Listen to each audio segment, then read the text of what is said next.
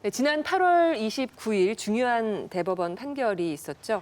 대법원 전원합의체는 국정농단에 연루된 박근혜 전 대통령과 이재용 삼성전자 부회장 그리고 박 전 대통령의 비선 실세로 알려진 최순실 씨에 대해 2심 판결을 모두 파기환송했습니다. 이재용 부회장의 경우는 삼성이 최순실 씨에게 제공한 말 3마리가 뇌물이고 박 전 대통령에 대한 묵시적 청탁이 있었다는 점을 대법원이 인정했습니다. 박 전 대통령의 경우에는 1, 2심 재판부가 공직선거법 위반 부분을 따로 선고하지 않았다는 이유로 사건을 고등법원으로 돌려보냈습니다. 대법원 판결이 나온 다음 날 대부분의 조간들이 해당 내용을 일제 일면으로 보도를 했는데요. 보도 내용들 짚어보는 시간 가져보겠습니다. 김남근 변호사님, 일단 대법원이 내린 이번 판결의 의미 짤막하게 좀 정리를 해주시죠. 이 박근혜 국정농단 사건에 대해서는 수사를 처음 시작할 때 이걸 직권남용 프레임으로 수사를 할 거냐, 뇌물죄로 수사할 거냐에 대한 사실 논란이 있었습니다. 수사의 처음은 박근혜 정권 때 검찰이 수사를 시작했는데 그때는 직권남용의 프레임으로 수사를 했거든요. 그럼 그 프레임에 의하면 이제 재벌들은 다 피해자예요. 부패한 권력에 겁박당해서 한 것이기 때문에 실제로 이제 그때의 문제가 됐던 전경련 사람들은 하나도 형사처벌을 받지 않았습니다. 그리고 직권남용이라는 건 5년 이하의 징역이기 때문에 형도 굉장히 적거든요. 그래서 아마 박근혜 대통령도 아마 이런 식의 수사를 하는 거에 대해서 사실상 내락을 한 게 아니었나 생각이 들고 최순실 씨가 급거 귀국했던 것도 이 정도 수사할 거다라고 해서 아마 급거 귀국했다고 저는 생각을 하고 있습니다. 근데 이에 대해서 이제 참여연대나 민변이나 이런 데들이 이게 왜 재벌들도 자신들의 현안인 경제적 이익을 취득하기 위해서 한 정경유착의 범죄인데 왜 직권남용의 프레임으로 수사를 하냐는 문제를 제기하고 고발도 하고 국민들의 저항으로 특검이 만들어지고 특검에서는 이제 이런 정경유착의 범죄로 수사를 했고 재판 과정에서도 이재용 부회장의 2심 재판부는 이제 겁박당해서 한 것인데 이게 무슨 정경유착의 범죄냐라고 이렇게 이제 노골적으로 의견을 밝히기도 했거든요. 그 부분에 대해서 우리 대법원이 이거는 이제 재벌들도 자기들의 현안인 경영권 승계의 문제라든가 뭐 면세점 특허를 받는 데라든가 그다음에 기업 결합 같은 거에 승인을 받기 위한 것이라든가 이런 현안들을 챙기기 위해서 뇌물을 제공한 정경유착의 범죄다라는 것들을 이제 판단했다는 것에 큰 의미가 있습니다. 네. 그래서 이번 판결 나온 뒤에는 이재용 부회장에 대한 어떤 관심이 언론에서 집중이 된 부분이 있습니다. 일단은 2심 판결에서는 집행유예 선고받은 걸 두고 재판부가 재벌 봐주기에 나선 건 아니냐 이런 비판을 참 많이 받았었는데 일단 그 2심 판결을 뒤집은 거죠. 네. 2심 판결이 이제 그 사실상 집행유예를 염두에 두고서는 봐주기 재판한 것이 아니냐라고 하는 의심받는 점이 두 가지가 있었습니다. 이제 하나는 말 구입대금을 뇌물로 보질 않고 말의 사용 가치인데 말의 사용 가치는 평가할 수 없기 때문에 뇌물에게 못 넣는다 이렇게 이제 판단을 한 거고요. 두 번째로는 이제 삼성그룹 자체에서 경영권 승계라는 작업을 했다는 사실 자체가 인정이 안 된다. 이제 그런 것이었어요. 그래서 일반인의 상식에 비춰서 이제 굉장히 좀 무리한 판결이 아닌가라는 것이었어요. 근데 왜 그렇게 되냐면 뇌물액이 곧바로 이제 횡령액이 돼요. 이재용 부회장이 개인 돈으로 돈을 낸 게 아니라 삼성전자의 돈을 갖고 돈을 냈거든요. 근데 횡령액이 50억이 넘어가게 되면 이제 최저 법정형이 5년입니다. 그럼 판사가 아무리 봐준다 그러더라도 그 집행유예를 하기 어렵잖아요. 집행유예는 3년 이하의 징역을 쳐야 되는데요. 그래서 이제 집행유예를 하려고 뇌물액 횡령액을 줄이려고 그렇게 판단했던 것이다라는 비판이 있었습니다. 근데 그 부분에 대해서 이제 이번 대법원 판결은 그 말 구입대금 36억 자체가 뇌물액이고 횡령액이고 그다음에 이제 그 삼성그룹에 있어서의 경영권 승계, 이재용 부회장이 자기 개인 돈을 최소한 들여가면서 삼성그룹을 지배하기 위해서 각종 지원을 하는 그런 작업들이 있었고 그런 작업을 묵시적으로 청탁하면서 영재센터에 16억을 냈기 때문에 그게 횡령액이고 뇌물액이다 이렇게 이제 판단한 겁니다. 그래서 결국은 50억이 이제 그 추가적으로 뇌물액과 횡령액으로 인정을 받게 된 것이죠. 경제지들이 그 다음 날 이런 기사들을 쏟아냈습니다. 한국 경제가 위기를 맞을 수 있다. 이런 내용들이었는데요. 조선일보, 이재용 뇌물액 36억에서 86억, 실적 쇼크에 오너 리스크 겹친 삼성, 기업들 정부 사업 지원하면 감옥 가고 거부하면 찍히고 이런 제목의 기사를 실었고요. 동아일보는 재계, 삼성 경영활동 위축 우려, 경제 악영향, 중앙일보, 재계, 무역전쟁 수출 규제 힘든데 불확실성 또 가중. 한국경제는 삼성 흔들리면 경제 타격, 이재용의 위기 극복 기회 줘야. 매일경제 꼬리무는 수사에 경영진 매주 법정행, 일하게 해달라 등의 제목의 기사들을 내놨습니다. 쭉 언론 보도들 보셨을 텐데 언제나 봤던 내용들을 예전에도 많이 봤던. 그러니까 이제 항상 이게 이제 재벌 총수가 구속되면 그 재벌 그룹이 경영 위기에 빠지고 한국 경제도 영향을 미친다는 이제 어떤 도구마가 있습니다. 근데 판사들의 입장에서는 이 도구마를 검증할 길이 없어요. 자신들이 경제에 대해서 배운 적도 없고 자신들이 잘 모르는 영역에서 일어나는 부분인데 이런 걸 이제 언론에서 압박을 하게 되게 되면 판사들이 이제 제일 어려워하는 게 내가 모르는 영역에서 내가 한 판결에 부작용이 생긴다라는 그 부담이거든요. 그럼 그 압박 때문에 이제 사실은 이제 법적으로 보게 되면 집행유예를 하기가 어려운데 어쩔 수 없이 이제 재벌 총수에 대해서는 또 구속시키지 않기 위해서 집행유예를 이제 하게 됐고 그게 이제 판사들 입장에서는 자기 양심에 걸리는 문제가 있기 때문에 집행유예를 하면서도 최대한의 형을 선고하는 거다. 집행유예를 하면서 최대한의 형을 선고할 수 있는 게 징역 3년에 집행유예 기간 5년이거든요. 그래서 징역 3년에 집행유예 5년이다. 그래서 3호 법칙이라는 게 있는데 한결같이 재벌 총수들이 이제 징역 3년에 집행유예 5년에 이제 판결을 선고를 받았던 것이죠. 그래서 지금 이제 이재용 부회장의 2심 이제 환송심 판결이 열려야 되는데요. 거기서도 이제 논점이 되는 부분들이 과연 또 집행유예를 받을 수 있겠느냐. 그러면 전에 판결을 받았을 때 징역 2년 6월에 집행유예 4년을 받았거든요. 근데 그 대법원에 와서 많은 부분이 무죄로 파기환송됐잖아요. 그럼 형이 높아져야 될 거 아닙니까? 2년 6월보다 높아지면 3년이 넘어갈 가능성이 이제 많은 거잖아요. 그러니까 집행유예가 이제 사실상 이렇게 어렵게 된 측면이 있는데 이제 이 부분에 대해서 그러면은 이재용 부회장을 구속시킬 거냐? 구속시키면 삼성그룹의 경영이 어려워지고 한국 경제에도 영향을 미칠 것인데 이런 프레임들을 이제 지금 경제지들에서 다시 시작을 하고 있는 것들이죠. 근데 실제로 보면 이제 몇 가지 사건이 있었어요. SK 이제 최태원 회장의 경우에 있어서는 여러 번 범죄를 저질렀기 때문에 이제 그 전과가 있었기 때문에 실형을 선고받았습니다. 근데 실형을 선고받아서 감옥에 있는 한 2년 동안에 SK그룹은 오히려 크게 더 성장을 했어요. 그러니까 꼭 그 재벌 총수가 감옥에 가게 되면 그 그룹 경영이 어려워진다라는 건 SK에서는 그렇지 않았던 거죠. 이재용 부회장도 이 사건 때문에 한 6개월 정도 감옥에 있었었는데 그동안 삼성전자 그때 굉장히 잘 나갔습니다. 지금보다는 훨씬 잘 나갔죠. 그러니까 꼭 재벌 총수가 감옥에 가게 되면 그 그룹의 경영이 어려워진다라는 것들은 적어도 실증적으로는 그렇게 드러나지 않고 있고 또 실제로 재벌의 대기업들이라는 게 전문 경영인들이 뭐 대거 참여해서 짜임새 있는 어떤 경영 구조에서 운영이 되기 때문에 대주주 한 명이 감옥에 갔다 그래서 그룹 전체 경영이 어려워진다. 이제 이런 것들은 좀 사실로 인정하기 좀 어려운 영역이 아닌가 이렇게 생각이 듭니다. 네. 언론은 왜 계속 근데 이런 프레임으로 계속 갈까요? 매번 지적이 돼도 항상 똑같이. 아, 이거 너무 지긋지긋한 것 같아요. 너무 똑같은 패턴이라. 근데 저는 우리나라 언론의 상당수가 역사의식이 대단히 없다라는 걸 요즘 자주 발견을 하게 돼요. 예를 들면 아무리 뭐 지금 이른바 장이선 상태에서 이런 보도를 하기 싫다라고 하는 생각이 든다고 하더라도 기본적으로 예전에 헌재 판결이라고 하는 것은 대통령이 헌법 안에서 작동해야 된다. 그래서 대통령이 그러지 못한다면 무력이 아니라 또는 피를 흘리는 저항이 아니라 헌법의 작동을 통해서 끌어내려질 수 있다를 보여준 거란 말이에요. 굉장히 의미 있는 거죠. 근데 저는 대법원은 또 그 이상의 의미가 있다고 보거든요. 우리 사회 뿌리 깊은 정경유착이라고 하는 것이 어디서 만들어지고 있는가에 대해서 우리 법에 입각해서 판단을 내려준 거예요. 그래서 정치라고 하는 것은 경제에 간섭하는 게 아니라 경제가 움직일 수 있는 공정한 공간을 열어주는 거고 경제는 공정하게 열린 공간 안에서 딴짓 안 하고 자유롭게 경쟁하면 된다라고 하는 것을 명확하게 보여준 저는 굉장히 중요한 시스템적 판결이라는 생각이 들거든요. 거기 안에 뭐 뇌물에 관련된 거라든가 직권남용에 관련된 것들이 들어가 있을 뿐이죠. 그러면 이것이 우리 사회에 어떤 스탠다드를 세우는가의 문제에 대해서 이야기를 해줘야 돼요.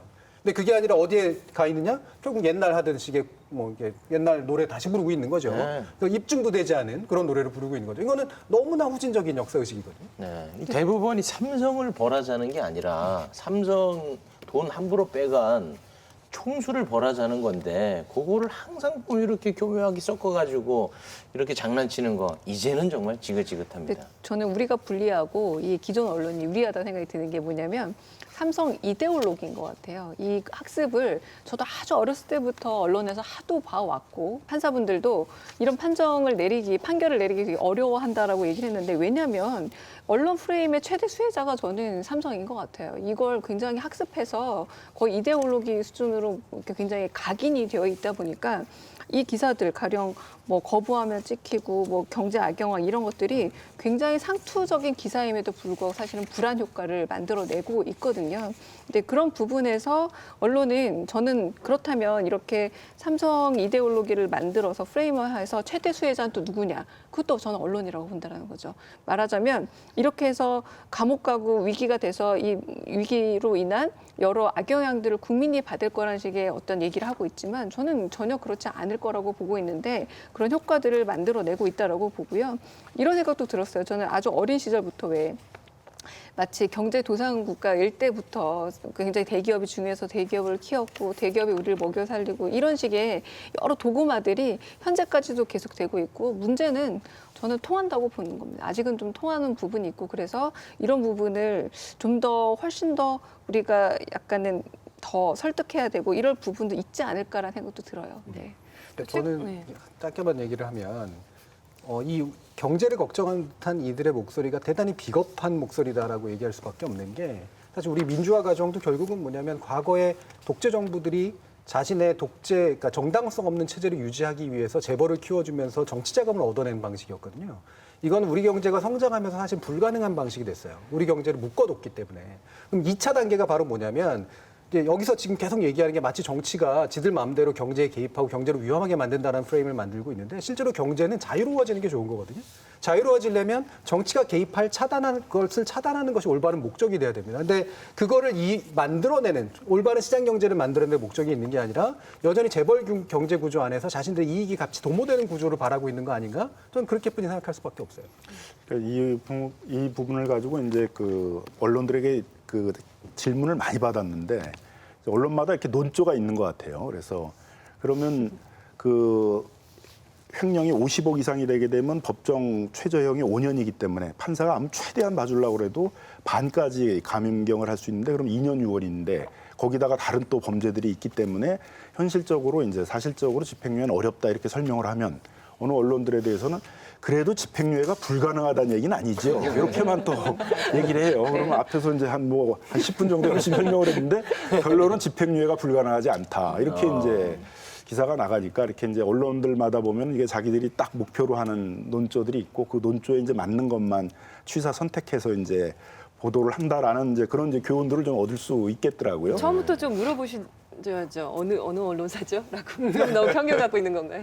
뭐 그렇다고 해서 이제 뭐 네. 결론을 지금 집행유예가 가능하다라는 거를 묻기 위해서 지금 인터뷰를 하시려는 건 아니죠. 이렇게 물어볼 수는 없지 않습니까? 그래서 저 나름대로의 얘기들을 많이 얘기를 하는데 이 논조들을 다 이렇게 딱 가둬놓고 있으니까 그 틀 안에서만 이렇게 얘기들을 취사 선택하려고 하시는 것 같아요. 그러면 이제 반대쪽도 봐야 된단 말입니다. 그 언론의 입장에서는 이재용 지금 부회장이 삼성을 이끌고 있고 삼성이 우리 경제를 살리기 위해서 130조를 투자를 해야 되고 지금 경제가 어려운데 이거 다 해야 되는 거 아니냐. 그러면 당연히 집행유예 해야지. 그럼 그거에 맞는 기사들을 내야지. 이렇게 한번 생각을 하실 수 있을 것 같아요. 근데 만약 그렇게 되게 되면 86억이나 되는 횡령을 하고 그거를 뇌물을 주고 그랬는데 일반인들 경우에 있어서는 10억만 횡령을 하고 뇌물 1억만 줘더라도 징역 7, 8년씩을 살고 있는데 그러면 그렇게 하고도 실형을 안 받는다 그러면 당연히 법 앞에 평등이라는 어떤 법의 이념 같은 경우는 존재하지 않는다 그렇게 될 것이고 만인 앞에서 법이 평등하다라는 이념을 구현한다는 사법부에 대해서 신뢰하지 않지 않겠어요? 그렇게 되면 일반인들의 입장에서는 역시 유전무죄야. 돈 있으면 구속되지 않는 거야. 근데 내가 돈이 없어서 지금 징역 살게 되는 거야. 이렇게 이제 한다는 거죠. 그럼 사법부에서의 판결에 대해서 승복을 하지 않겠죠. 그러면 또 다른 측면에 있어서 우리 삼권 분립의 원칙상 하나의 큰 권력을 형성하고 있고 우리 사회에 있어서의 어떤 그 정의라든가 사회 질서를 유지하는 그 사법 제도 자체에 대해서는 불신이 만연돼 있으면 우리 사회에 그것도 굉장히 큰 문제 아니겠어요? 그러니까 그 측면도 좀 봐줘야 되는데 특히 경제지나 이런 부분들은 이제 그런 부분들은 잘 안 보시는 것 같아요. 이 사법 질서나 사법 불신을 해소해야 된다, 사법 개혁을 한다는 부분들이 얼마나 중요한지 문제에 대해서는요. 최욱 씨가 굉장히 오늘은 김남근 변호사 이야기를 네. 마음 깊이 새겨듣는 느낌이네요. 네, 8개월 만에 칼을 간 느낌이 드네요. 일단 한일 경제 갈등이 있기 때문에 삼성이 일본과의 경제 전쟁에서 최전선에 서 있다는 것을 강조하면서 또 대법원의 선고를 비판하는 기사들이 많이 나오고 있는데요.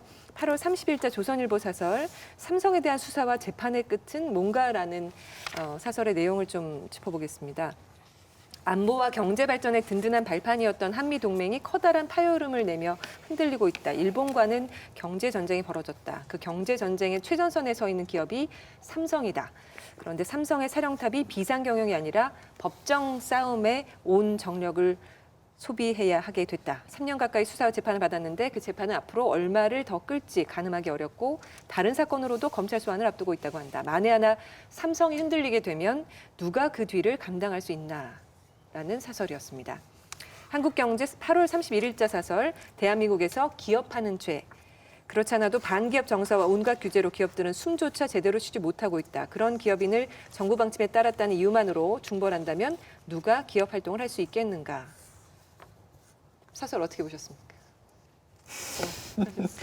글쎄, 저는 뭐 찍히다 이런 표현 자체도 굉장히 의례의 용어란 말이에요. 그런데 굉장히 선택적으로 의례 용어를 쓰는 것 같아요.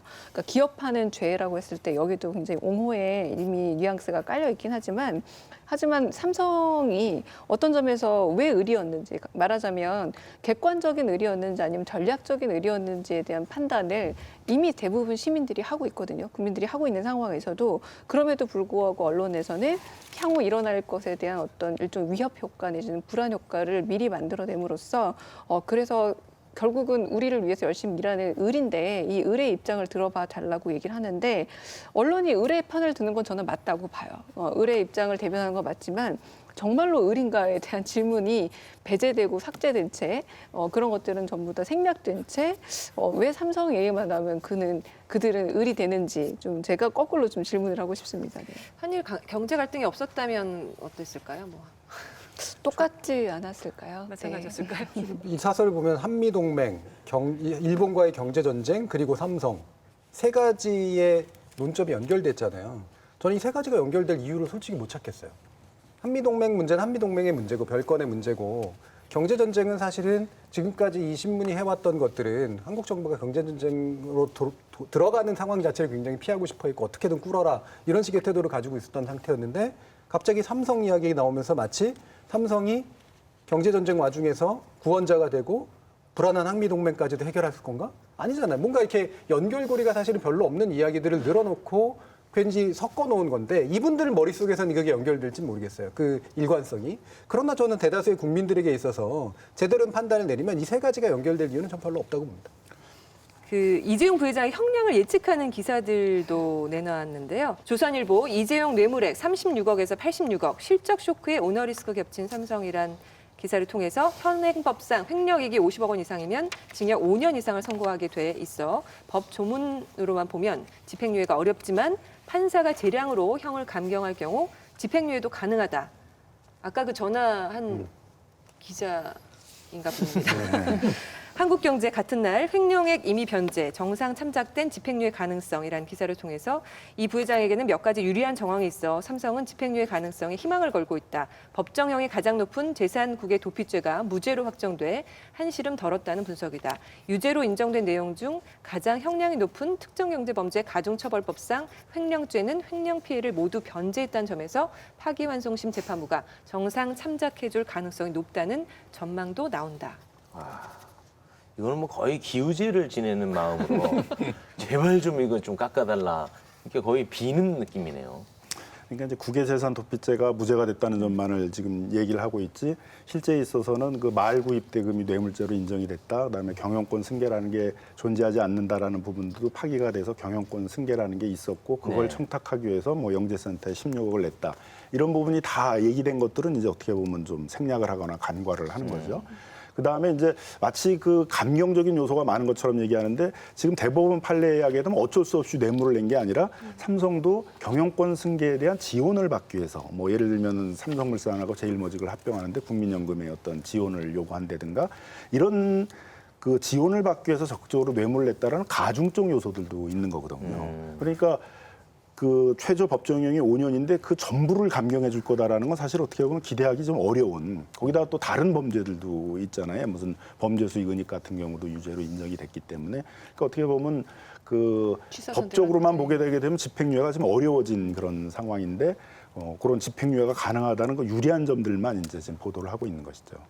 근데 저는 이게 좀 위험하다 여겨지는 게 법이 사실 굉장히 전문적 용어이라 어렵단 말이에요. 가령 이번에 파기 환송됐을 때도 처음에 그 앞에 집회하시던 분들이 좋아했다가 굉장히 갑자기 침울해지는 그런 어떤 사태도 일어났잖아요.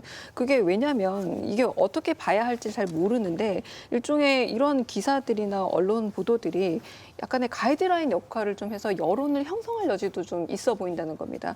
그래서 이런 부분들은 충분히 집행유예가 가능할 것이다라는 것들을 계속 반복적으로 학습하고 나열을 하다 보면은 일종의 여론 형성이 되고 그래서 마치 나중에 그 여론의 압박까지도 언론의 압박 이외에도 좀 덧붙이고자 하는 의도는 없는 것인지 이렇게 법의 해석이라는 부분이 굉장히 전문적이고 어려운 부분이라서 다양한 해석이 있을 수도 있지만 그래도 합당한 어떤 해석이 있음에도 불구하고 좀 희박한 가능성을 굉장히 아주 큰 가능성처럼 크게 얘기하는 건 이를테면 약간의 과장법이라고 할 수 있는데 중요한 건 이 과장법이 여론 형성에 도움이 된다라는 점에서 좀 조금 우려스러운 부분도 있네요. 네. 네. 판사들도 어디 뭐 격리돼 있는 게 아니잖아요. 이런 거 다 볼 거 아니겠습니까? 그렇죠. 영향을 좀 받겠죠. 스스로 찾아서 보는 게 아니라 변호사들이 또 이런 신문 보도들, 뭐 방송 보도들 다 모아가지고 낼 거 아니겠습니까? 그러면 상당히 압박을 이제 받게 되는 거죠. 아, 저는 말씀하세요. 이게 이제 단순히 이제 가이드라인이 아니라 이제 강변이 되는 거죠. 반드시 집행유예를 해야 된다. 그래서 집행유예를 하는 걸 전제로 이제 자꾸 고민을 하게 되고 그때 이제 또 어렵다 그러게 되면 또 하는 방법이 있어요. 예를 들면 이건희 삼성 회장이 이제 그 2009년에 재판을 받을 때 대법원에서 무죄 부분들이 파기되면서 2심보다 형을 더 받게 된 상황이었어요. 그래서 거기서도 이제 실형의 가능성이 상당히 높아졌는데 그때 이제 이건희 회장이 1조 원을 사회에 환원하겠다 이렇게 약속을 하고 이제 그걸 주요한 이유로 들어가지고 집행유예를 받은 적도 있어요.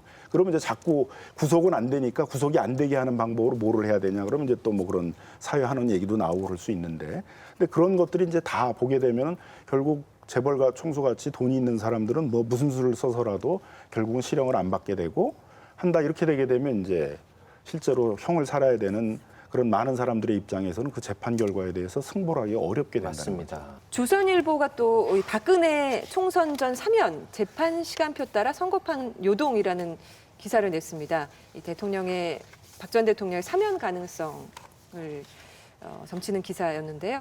대법원이 29일 박근혜 전 대통령 국정농단 사건을 파기환송하면서 야권 일각에서 제기돼온 총선 전 박 전 대통령 사면 가능성에 대한 불확실성이 커졌다. 애초 야권 일각에서는 대법원이 이날 국정농단 사건 판결을 확정하고 이어 국정원 특수활동비 관련 사건까지 매듭 지으면 올 연말쯤 문재인 대통령이 박 전 대통령을 사면할 것이다라는 시나리오가 거론돼 왔다. 대통령이 고유 권한인 사면권을 행사하려면 대법원 확정 판결 이후에야 가능하다. 문재인 대통령이 지난 5월 KBS 대담에서 박 전 대통령 사면 관련 질문에 재판이 확정되지 않았기 때문에 사면을 말하기는 어렵다고 답한 것도 그 때문이다. 이런 기사를 냈습니다. 아, 저는 이거 굉장히 기분 나쁩니다. 야권 일각은 어딜까요? 이 사면이라는 단어를 계속 써가지고 사면에 대한 저항성을 계속 낮추는 것 같아요. 그러면서 군부를 짚히는 거 아닙니까? 이거 아주 저는 싫어요. 그 지지층 소환 효과도 있는 것 같아요. 왜냐하면 삼성의 이재용의 그 집행유예를 바라는 지지층과 그리고 박근혜 전 대통령 국정농단 사건에서 사면을 바라는 지지층이 상당 부분 겹치기 때문에 이 메시지가 어디에서 소비될지를 정확하게 잘 알고 있어서 저는 뭐 여러 여론을 영향을 미친다기보다 정확하게 어떤 타겟이 우리의 이 여론 움직임에 동참해줄 분들에게 정확한 메시지를 전달하고 있는 데 보여지고요. 문제는 이게 사실 여론 형성에 실제로 도움이 된다라는 겁니다. 연관이 되고 삼성의 집행유예와 그리고 박근혜 대통령의 어떤 사면이라는 것들이 같은 재판장에서 일어나고 있으니까 연동 효과가 있고 연상 효과가 있거든요. 그래서 이거를 한꺼번에 이렇게 좀 묶어버리는 인과관계가 있든 혹은 이게 좀 다른 문제이든 상관없이 연상 효과만으로도 의미가 있고 그걸 노리고 있는 기사가 아닌가 싶습니다. 이런 기사를 쓸 수 있을까요? 그러니까 기본적으로는 압박이죠. 그러니까 사법부에 대한 압박, 정부에 대한 압박이고 말씀처럼 이제 특정 여론 지지를 이제 확보하려고 하는 거고 옵션을 자꾸 만들어둬야 이제 그게 선택이 가능해잖아요. 옵션이 처음부터 없으면 선택하기가 힘든 거니까. 근데 저는 핵심은 공 넘기기라고 봐요. 결국 앞으로 벌어질 일 가운데 혹시라도 경제가 안 좋아지거나 뭔가 문제가 생기면 그거는 정부 책임이거나 사법부 책임이야. 니들이 할 수 있을 때 안 해서 그런 거야. 라는 식의 일종의 공포 마케팅을 하고 있는 거죠. 이제 사면권에 대해서는 이제 우리 헌법에서 대통령의 이제 고유 권한으로 인정을 하고 있기 때문에 행사할 수는 있는 거지만은 근데 그렇게 아무 때나 사면을 해주는 건 아니잖아요. 적어도 우리 사회가 극심하게 분열이 됐는데 사면을 통해서 그 사람이 나와서 사회 통합에 뭐 기여를 해야 된다라든가 어떤 그런 비상적인 상황이 있어서 해야 된다라든가 뭐가 좀 있어야 되는데 근데 실제로 또 사면을 했는데 결과가 다 안 좋았어요. 전직 대통령 뭐 전두환, 노태우 전 대통령을 사면했는데 이분들이 나와서 뭐 반성하는 모습도 보이는 게 아니라 사회 통합에 기여하기보다는 사회를 더 분열시키고 또 이제 뭐 그 우리 그 5.18 뭐 민주항쟁이나 이런 것들을 역사적으로 비아냥거리고 이제 그런 문제들이 많았기 때문에 왜 저런 사람들을 사면해 줬느냐라는 그런 비판들이 오히려 더 많았거든요. 그런 점에서 이제 사면권을 이렇게 남용하면 안 된다.